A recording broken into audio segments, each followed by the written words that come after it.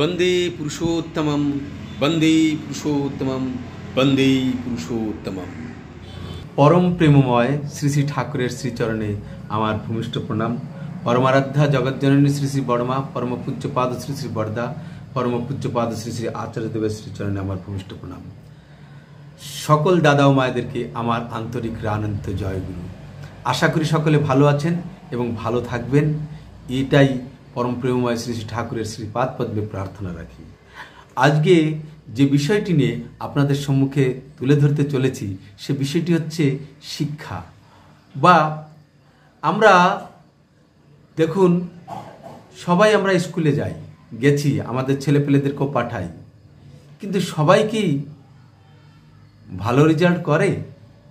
সবাই কি যে শিক্ষকের কাছে পড়াশোনা করছে সেই শিক্ষকের মতন হয়ে উঠতে পারে? এই বিষয়ে তো ঠাকুরের একটি বাণী আছে যে স্কুলে গেলেই তাকে ছাত্র বলে না, মন্ত্র নিলেই তাকে শিষ্য বলে না। এই কথাটির উপরে আজকে যা কিছু আলোচনা হবে। তাই আজকে বেশি সময় অতিবাহিত না করে সে বাণীর দিকে, পরম পূজ্যপাদ শ্রী শ্রী পিতৃদেব কি বলেছেন এই বাণীটির উপরে একটুখানি আলোকপাত করব এবং তারপর আমরা আলোচনা করব। ঠিক আছে, তো আসুন বাণীটি কি। স্কুলে গেলেই তাকে ছাত্র বলে না, আর মন্ত্র নিলেই তাকে শিষ্য বলে না। হৃদয়টি শিক্ষক বা গুরুর আদেশ পালনের জন্য সর্বদা উন্মুক্ত রাখতে হয়। অন্তর স্থির বিশ্বাস চাই, তিনি যাই বলে দেবেন তাই করতে হবে, বিনা আপত্তিতে, বিনা ওজরে, বরং পরম আনন্দে। এই কথাটি, এই বাণীটি আমরা প্রায় দেখা যায় সব প্রত্যেকেই জানি। আজকে দেখুন, সৎসঙ্গে যখন আমরা বসি দেখা যায় কি 5 মিনিট নাম ধ্যান করার কথা প্রার্থনার পর আমরা প্রার্থনায় পরে 1 মিনিট বসতে পারি কিনা তার আগেই কেউ কাশতে থাকে, কেউ করতে থাকে, কেউ মাথা চুলকাতে থাকে, কত কিছু করতে থাকে। এটা হয়তো প্রত্যেক জায়গায় হয় না, কিন্তু গ্রাম গায়ে আমাদের যারা বসি, তাহলে এবার সত্যনারায়ণ যখন পড়া হচ্ছে তখন হয়তো কেউ কথা বলছে। তার মানে কি, আমরা সৎসঙ্গে বসেছি ঠিকই, ঠাকুরকে উদ্দেশ্য করেই এসেছি, কিন্তু ঠাকুরের দিকে তাকাচ্ছি না। সৎসঙ্গের নিয়মাবলী কি সেটা মেনে চলছি না। ঠাকুরের সামনে বসলে কেমনভাবে বসতে হয়, মনটাকে কিভাবে স্থির করতে হয়, এই সবগুলির দিকে আমরা ধ্যান খুব কমই দিই। তাহলে কি হচ্ছে, সৎসঙ্গ হচ্ছে একটা ক্লাস। সৎসঙ্গ হচ্ছে একটা ক্লাস, স্কুলে যেমন ক্লাস করি তেমনি। তাহলে কি হচ্ছে, অনুষ্ঠানটাই আমাদেরকে পেয়ে বসছে, গান করছি, আলোচনা করছি, ঢাক বাদ্য ইত্যাদি বাজিয়ে আনন্দ ফুর্তি করে চলে যাচ্ছি। এটাই কি সব? তাই আজকে যে বাণীটি পাঠ করছি, স্কুলে গেলেই তাকে ছাত্র বলে না, আর মন্ত্র নিলেই তাকে শিষ্য বলে না। তাহলে আমরা সৎসঙ্গে গেলেই যে আমরা সৎসঙ্গী হয়ে গেলাম বা ঠাকুরের ভক্ত হয়ে গেলাম, ধুতি পাঞ্জাবি পরলাম, আরও কত কিছু সাজগোজ করলাম, গেলাম, তাতে কি হয়ে যাবে? ঠাকুর কি বলেছেন সেটা তো মানতে হবে। ঠাকুর বলেছেন, উষা নিশয় মন্ত্র সাধন, চলাফেরায় জপ, যথাসময় ইষ্ট নির্দেশ পালন করাই তপ। তাহলে আমরা যথাসময় মানে পাঞ্চুয়ালি রেগুলারলি প্রার্থনা করতে হবে, উষা নিশায় মন্ত্র সাধন করতে হবে, এবং যা কিছু এই করার মধ্যে থেকে যা কিছু আমাদের মধ্যে ইষ্ট নির্দেশ আসে, উকি মারে সৎ কথা, সেগুলি বাস্তব পরিণত করতে হবে। সেটাই হচ্ছে তপস্যা। তাহলে এই যে ছোট ছোট কথার মধ্যে বিরাট অর্থ লুকিয়ে আছে, সেটা কি আমরা তলিয়ে দেখি না। তাই বলছেন, স্কুলে গেলেই ছাত্র বলে না, আর মন্ত্র নিলেই শিষ্য বলে না। হৃদয়টি শিক্ষক বা গুরুর আদেশ পালনের জন্য সর্বদা উন্মুক্ত রাখতে হয়। এর অর্থটা কি? হৃদয়, মন সবসময় শিক্ষক বা গুরুর আদেশ পালনের জন্য। গুরু কি বলছেন, শিক্ষক কি বলছেন, সেদিকে যেমন চাতক পাখি আকাশের দিকে তাকিয়ে থাকে কখন বৃষ্টি হবে, এক মানে তেমনি যদি আমাদের মন সবসময় তার দিকে ফেলে রাখি, তার কাছেই তার চরণে ফেলে রাখি, উন্মুক্ত করে রাখি, নিজেকে সারেন্ডার করে রাখি, তার চরণে সমর্পণ করে রাখি, তাহলে আমরা যে কখন কি আদেশ করছেন তিনি, এই চলাফেরায় জপ, উষা নিশায় মন্ত্র সাধন চলাফেরায় জপের মাধ্যমে যে আমরা তার দিকে তিনি কি আদেশ করছেন সেই আদেশটি পালন করার জন্য সবসময় উন্মুক্ত থাকতে হবে। অন্তরে স্থির বিশ্বাস চাই। বিশ্বাস মানে ভালোবাসা। ভালোবাসা যেখানে নেই সেখানে বিশ্বাস নেই। পিতৃদেব এর আগের ভিডিওটিতে, এর আগের আলোচনাটিতে বলেছেন। এবার কি বলছেন? বিশ্বাসটাকে আমাদের বুঝতে হবে। বিশ্বাস কাকে বলছে?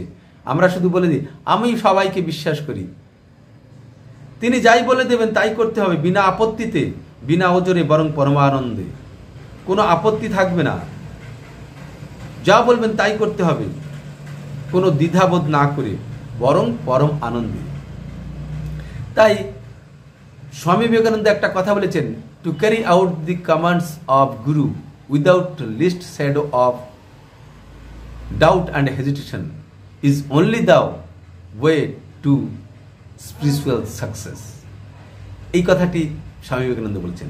এবার আরও আছে ঠাকুরের কথা, লেখাপড়ায় দড় হলেই শিক্ষা তারে কয় না, অভ্যাস ব্যবহার তেমনতর না হলে শিক্ষা কয় না। তাহলে শিক্ষা লাভটা কি করে করি?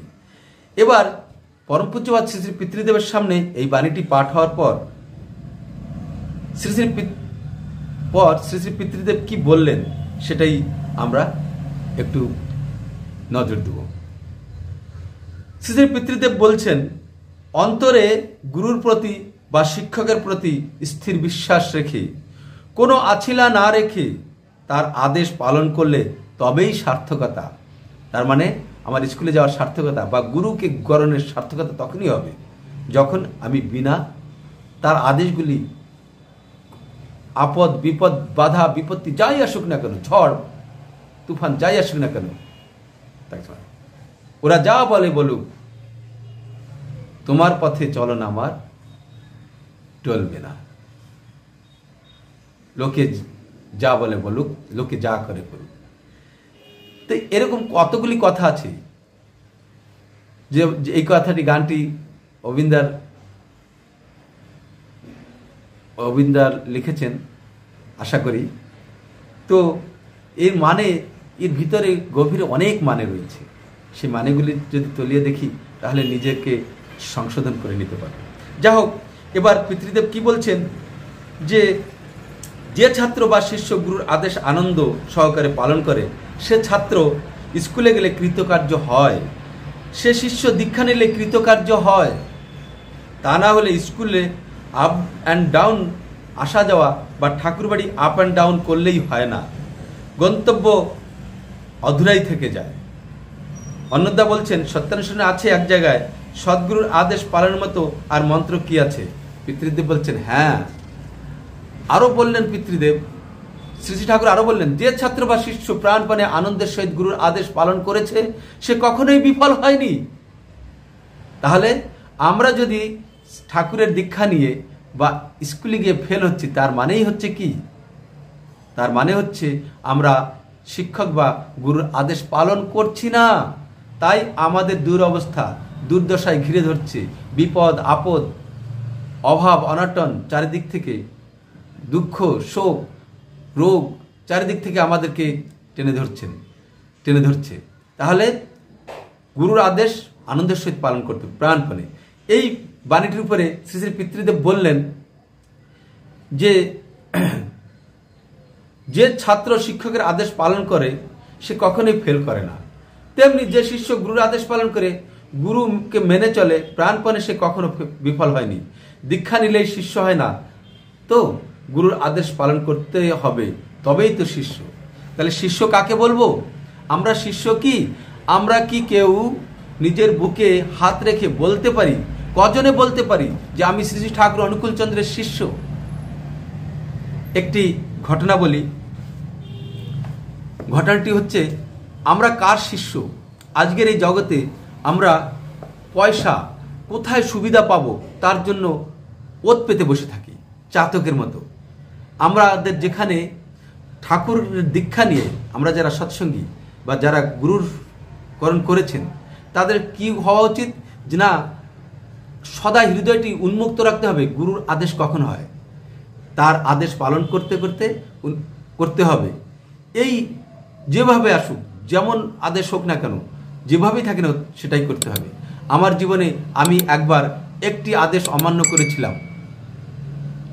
আমার সস্তনী ঋত্বিক দাদার একটি কথাকে অবমাননা করেছিলাম, তার কারণে আজও পর্যন্ত আমি তার থেকে বিমুখ হয়ে আছি। আমাকে সেটা আজ হয়ে গেছে 20-25 বছর হয়ে গেছে, কিন্তু আজও পর্যন্ত আমার মনটাকে কুড়ে খায়, আমাকে চাবুক মারে, আর সেটাকে আমি এখনো আজও পর্যন্ত সংশোধন করতে পারিনি। আমি সেই ঋত্বিক দাদার মনে, সেই শ্রদ্ধেয় আমার ঋত্বিক দাদা, তার মনে আজও পর্যন্ত সেই স্থানটি পেতে পারিনি। একটি সেই উদাহরণটি আমি বলে বিশেষ আর বাড়াবো না কথাটি। আমি একসময় বিলাসপুর সৎসঙ্গ বিহারে থাকতাম। সেই থাকাকালীনে কত যে তার অবদান আমি নিজে অনুভব করেছি। ঠাকুরকে তো আমরা দেখিনি, ঠাকুরকে তো কেউ দেখিনি। আমি অনেক ঋত্বিক দাদাদের সঙ্গে মিশেছি, অনেক সঙ্গ করেছি, কিন্তু ওনার মতন আমি আর একটিও পাইনি। আমি ওনাকে, আমার মনে হতো ওনার মধ্যে ঠাকুর আছেন, উনিই ঠাকুর, ঠাকুর ওনার মাধ্যমে আমার কাছে আসেন, আমি যেন ঠাকুরকে দর্শন করি, এমনটাই মনে হতো। আমার কত ভুল ভ্রান্তি আছে তার তো কোনো কুল কিনারা নেই। ঠাকুর ভজতে গিয়ে সব দিতে তুই করলি গুরু, পেতে পরিত্রাণ, দেওয়ার বেলায় 9 ঘন্টা পেতে লেলিহান।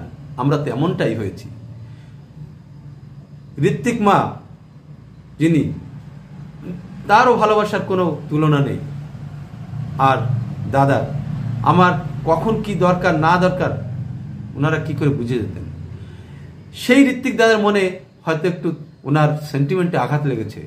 আমি যখন ওই সৎসঙ্গ বিহার ছেড়ে 5 বছর সৎসঙ্গ বিহার ছিলাম আচার্যদেবের আদেশে, আশীর্বাদে, সেখান থেকে যখন আমি বেরিয়ে গেলাম, বাইরে থাকতাম আর একটা লোকের অধীনে কাজ করতাম, সেই লোকটাকে বজায় রেখে চলতে হতো। উনি আমাকে একটা সৎসঙ্গে আসতে বলেছিলেন, আমি সেদিন না করেছিলাম। আমি জীবনে কোনোদিন না করিনি ওনাকে, কিন্তু ওই দিনটা না করতে বাধ্য হয়েছিলাম। কেননা আমি আরেকজনের অধীনে ছিলাম, তাই আমি ওনাকে না করেছিলাম। তারপর কতবারই সৎসঙ্গে গেছি, কিন্তু তিনি যেন আমার দিকে ভালোভাবে তাকাতে পারছেন না, আর আমিও যেন কি একটা অপরাধ করে ফেলেছি এমনটাই মনে হয়েছে। আমি এর থেকেও গুরুতর অপরাধ করেছি, কিন্তু কোনোদিন তার মনের থেকে দূরে সরে যায়নি। তিনি আমাকে আগলে রেখেছেন। কিন্তু আমি যখনই সৎসঙ্গে ডেকেছিলেন, উনি ওনার যে বিশ্বাস, ওনার যে অধিকার আমার উপর ছিলেন, সেই অধিকার নিয়ে তিনি ডেকেছিলেন, কিন্তু আমি যেতে পারিনি। তাই তারপর থেকে আমি যে কত ভুল করেছি তার তো কুল কিনারাই নেই। অন্যায় করেছি, অপরাধও করেছি, পাপ করেছি কত, তবুও তিনি আমাকে আগলে রেখেছিলেন। কিন্তু ওনার একটি কথা, মানে গুরুর আদেশ পালন করতে পারেন, সৎসঙ্গ বাদ দিয়ে গুরুর থেকে থাকলে আপন, ছিন্ন ভিন্ন তার জীবন। আমি যেন তার হৃদয় থেকে কোথায় সরে গেছি, কোথায় দূরে ছিটকে পড়েছি। যেমন সূর্যের চারিপাশে পৃথিবীটি ঘুরছে, মাধ্যাকর্ষণ শক্তি এবং মহাকর্ষণ শক্তির একটা বন্ধনে বেঁধে আছে।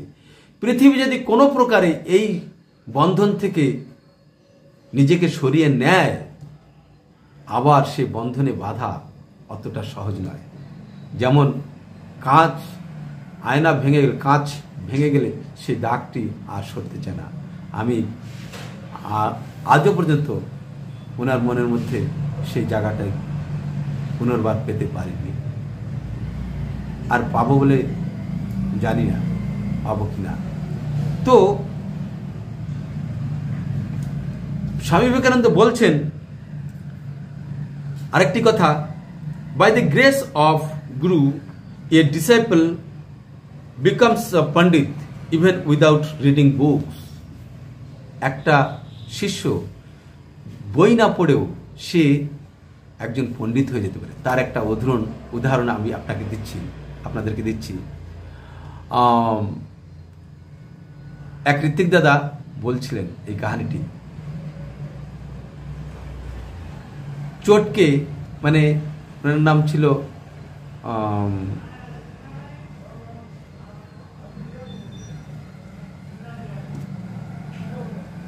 শশীভূষণ মুখোপাধ্যায় না কি নামটা ছিল, আমার ঠিক মনে পড়ছে না। তবে এই ঘটনাটি এরকম, ঠাকুর তখন জীবিত ছিলেন।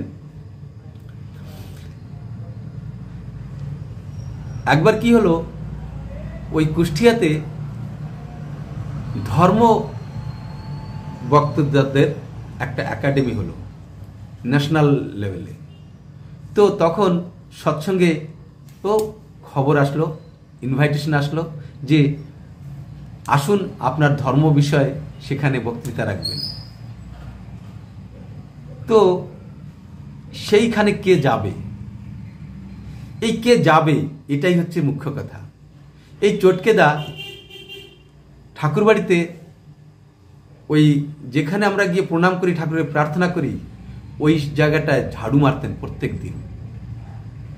তো একদিন সুযোগ পেয়ে ঠাকুরকে বলছেন, ঠাকুর আপনি আপনার কথা কত মানুষে কত লোকে কত প্রকারে বলে, হিন্দিতে বলে, বাংলায় বলে, সংস্কৃতে বলে, তা আমার একটা মনের ইচ্ছা যদি আপনি পূরণ করেন, যদি আপনি দয়া করেন, বল কি বল। তখন বলছে আমি তো মুখ্য মানুষ, আমার ইংলিশে আপনার কথা বলতে খুব ইচ্ছা হয়, তা আপনি পারেন নাকি আমাকে দিয়ে একবার কওয়াতে পারেন নাকি। ইনি হচ্ছেন চটকেদা, চটকে নন, ফটকে অর্থাৎ ফণীভূষণ ভট্টাচার্য ওনার নাম ছিল। তো এবার যখন ওই যে ধর্মসভার আয়োজন হয়েছিল ন্যাশনাল লেভেলের, সেই কথাটি যখনই ঠাকুরের সামনে পড়লো, তখন সবাই কেষ্টদা ছিলেন, আরও প্রমুখ বিরাট জ্ঞানীগুণী ভক্তরা ছিলেন। তখন বলছে কে যাবেন ঠাকুর। তখন ঠাকুর বলছে ওই ফটকেকে পাঠাই দিলেই হয়। সবাই একজন আরেকজনের মুখের দিকে তাকাচ্ছে। ফটকে সে কি, সে লেখাপড়াই জানে না, সে কি করে গিয়ে ঠাকুরের বিষয় বলবে, ধর্মের বিষয় বলবে, সেখানে মহা পণ্ডিতরা আসবেন, এটা ভাবছেন। ঠাকুর আবারও বলছে ফটকেকে পাঠায় দিলেই হয়। তখন ভক্তরা বলছেন ঠাকুর ফটকে তো যাবে, কিন্তু ও তো লেখাপড়াও জানে না। তখন ঠাকুর মিচকি হাসছেন এবং বলছে ফটকেকে পাঠায় দিলেই হয়। ফটকে গিয়ে বল যে ঠাকুর ডেকেছেন। যখন খবরগুলো, এই ফটকে তোকে ডেকেছে ঠাকুর, অমনি তো আহ্লাদে 108খানা হয়ে পড়েছে, অমনি ঠাকুর ডেকেছেন। এই যে আনন্দ, একে বলে গুরুর আদেশ পালন করা পরমানন্দে, বিনা ওজরে, বিনা আপত্তিতে। তো উনি দৌড়ে গেছেন, বলছেন ঠাকুর আপনি ডেকেছেন? বলছে হ্যাঁ, তোর ভালো ধুতি পাঞ্জাবি আছে? হ্যাঁ আছে। আপনি যা দিয়েছেন তাই আছে। বলে ওগুলিকে ধুয়ে আয়রন করে রাখ, কাল সকালে ধর্মসভায় যাবি, এই কয়টার সময় আসবি, 3টের সময় আসবি। আজ্ঞে ঠাকুর। গদগদ হয়ে বাড়িতে গেলেন, ইস্ত্রি করে জামা প্যান্ট সুন্দর করে, মানে জামা প্যান্ট বলছি, ধুতি পাঞ্জাবি ধুয়ে পরিষ্কার করে আয়রন করে একেবারে দিব্যি খুব খুশ মেজাজে দৌড়ে আসছে। ঠাকুর আমি এসে গেছি। বলি নে এবার যা। তিনি গেলেন, ফটকেদা গেলেন, গিয়ে দেখেন অনেক মানুষ, সুন্দর প্যান্ডেল করা হয়েছে, স্টেজ করা হয়েছে, একের পর এক ইংলিশে আরো কত ভাষায় সবাই আলোচনা করে চলেছেন। আর সবাই হাততালি দিচ্ছেন, মন্ত্রমুগ্ধ হয়ে শুনছেন। এই একের পর এক যেতে লাগলো। তখন ফটকেদার নাম আসলো। যখন ফটকেদার নাম ডিক্লেয়ার করলেন তখন তিনি স্টেজে গেলেন। স্টেজে গিয়ে মাইকটা ধরলেন। মাইকটা ধরে ঠাকুরকে প্রণাম নিবেদন করে বলছেন, ঠাকুর এবার তুমি বলো, এবার তুমি বলো। কিছুক্ষণ চোখ বুজে থাকার পরে অনর্গল একভাবে কন্টিনিউয়াসলি ইংলিশে বলতেই আছেন, ইংলিশে বলেই চলেছেন।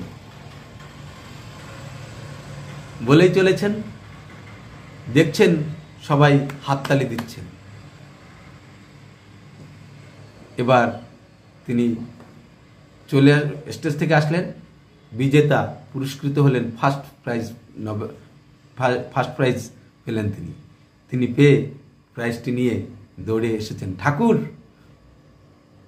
আপনি খুব ভালো বলেছেন, সবাই খুব হাতে তালি দিয়েছেন, এই যে পুরস্কার। তখন সবাই অবাক হয়ে বলছে, আরে ফটকে তুই কি বললি, ঠাকুরের বিষয়ে তুই কি বললি? তখন ও ভেবাচাকা হয়ে গেছে, কি বললি? তখন ঠাকুর বলছেন, হ্যাঁ ফটকে তুই কি বললি বল তো, আমরা একটু শুনি। তখন ফটকে বলছে, ঠাকুর এরা না হয় বলুক, কিন্তু আপনি কি করে বলেন? আমি কি কিছু বলেছি নাকি? সবই তো আপনি বলেছেন। তাই যৎ কৃপা, তার কৃপা হলে পঙ্গুং লঙ্ঘয়তে গিরি মুখং করতি বাচলাম। এই যে কথাগুলি, এগুলি সত্য, এগুলি অলৌকিক লাগতে পারে, কিন্তু যাদের জীবনে ঘটে তার আদেশ পালনের মতো আর মন্ত্র কি আছে? গুরুর আদেশ পালনের মতো আর মন্ত্র কি আছে? গুরুর আদেশ পালন করলে সে মন্ত্রবৎ কাজ করে। ঠিক আছে, আজকের ভিডিওটি একটু লম্বা হয়ে গেল, তবে এখানেই রাখছি। অনেক কিছু বলতে ইচ্ছা করছিল। স্কুলে গেলেই তাকে ছাত্র বলে না, মন্ত্র নিলেই তাকে শিষ্য বলে না, কারণ তার আদেশ পালন করতে হবে, তার অনুশাসন মেনে চলতে হবে। আমরা যতটুকু যেমনভাবে চলবো ততটুকু হয়ে উঠব। তাই আজকে ঠাকুর আচার্য পরম্পরা ছেড়ে গেছেন।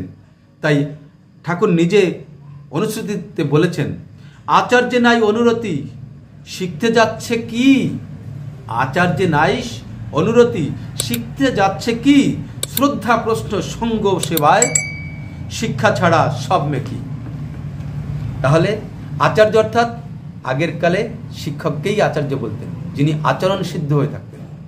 তাহলে তার প্রতি শ্রদ্ধা, প্রশ্ন, সঙ্গ, সেবা, শিক্ষা, এগুলি বাদ দিয়ে আর সবকিছু কি ফালতু। আমরা যতই ঠাকুর বাড়িতে যাই, যতই সৎসঙ্গে যাই, যদি তার আদেশ নির্দেশ পালন না করি তাহলে কিছুই নেই।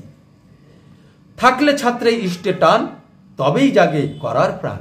আমাদের আচার্য আদেশ নির্দেশ পালন করে চলার ইচ্ছা কখন হবে? যখন ইষ্টের প্রতি টান থাকবে। ইষ্টকে? তিনি পরম প্রেমময় শ্রী ঠাকুর অনুকূল চন্দ্র আমার ইষ্ট। তাই বলছেন, থাকলে ছাত্রে ইষ্টে টান, তবেই জাগে করার প্রাণ। শিখতেই যদি চাস শ্রদ্ধা পরে পরিচর্যায়, শোনায় করায় ধাস। শোনা অর্থাৎ শুনতে হবে এবং করতে হবে। যেমন জিসাস খ্রিস্ট একটি জায়গায় বলেছেন, যারা আমার কথা শোনে কিন্তু করে না, তারা কেমন? যেমন সমুদ্রের কূলে বালির চরে বালির ঘর তৈরি করে, জল আসলে ধুয়ে সব ছাপ হয়ে যায়। আর যারা করে তারা হচ্ছে জ্ঞানী, তারা হচ্ছে মহাজ্ঞানী পণ্ডিত। আর যারা করে না তারা হচ্ছে ফুলিশ, মূর্খ। ঠিক আছে, আজকের জন্য এতটুকুই। জয় গুরু, বন্দে পুরুষোত্তম।